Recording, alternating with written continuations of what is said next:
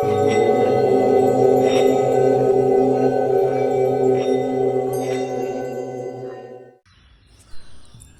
ജില്ലയിലെ പത്തനാപുരത്തിനടുത്തുള്ള പട്ടാഴി ദേവീക്ഷേത്രവും പത്തനംതിട്ട ജില്ലയിൽ ഏനാത്തിനടുത്തുള്ള മണ്ണടി പഴയകാവ് ക്ഷേത്രവും കേരളത്തിലെ പ്രധാനപ്പെട്ട 2 ഭദ്രകാളി ക്ഷേത്രങ്ങളാണ്.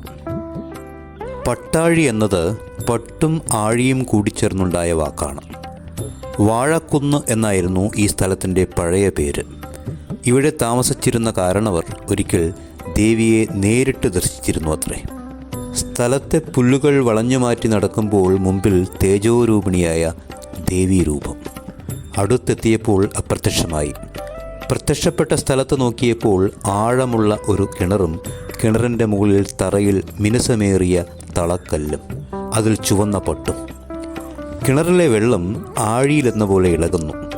പട്ടും ആഴിയും കണ്ട സ്ഥലത്ത് അമ്മയുടെ ഇരിപ്പിടമായി പീഠം സ്ഥാപിച്ചു.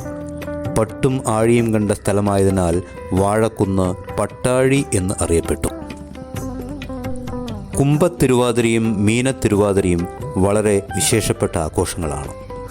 പൊങ്കാല വഴിപാടും പൊന്നിൻ തിരുമുടി എഴുന്നള്ളിപ്പും ആപ്പിണ്ടി വിളക്കും പ്രധാന വഴിപാടുകളാണ് ഇവിടെ. പട്ടാഴി കമ്പം വളരെ പ്രസിദ്ധമാണ്.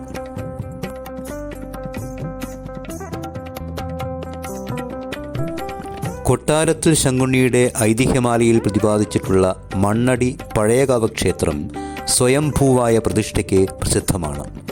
മേൽക്കൂരയില്ലാത്ത ഗർഭഗൃഹവും പഞ്ചലോക നിർമ്മിതമായ ശ്രീകോവിലും ഈ ക്ഷേത്രത്തെ വേറിട്ടു നിർത്തുന്നു.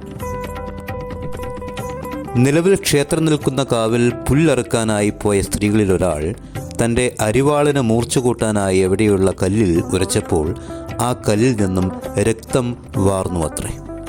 പിന്നീട് ആ കല്ലിൽ മണ്ണടിച്ചപ്പോൾ രക്തപ്രവാഹം നിന്നു എന്ന് പറയുന്നു.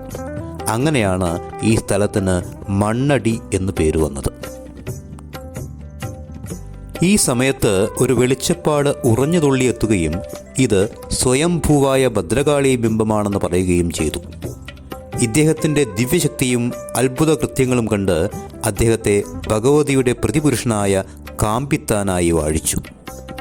വേലുത്തമ്പി തളവ ഈ ക്ഷേത്രത്തിന് മുമ്പിൽ നിന്നാണ് ആത്മഹത്യ ചെയ്തതെന്ന് വിശ്വസിക്കപ്പെടുന്നു.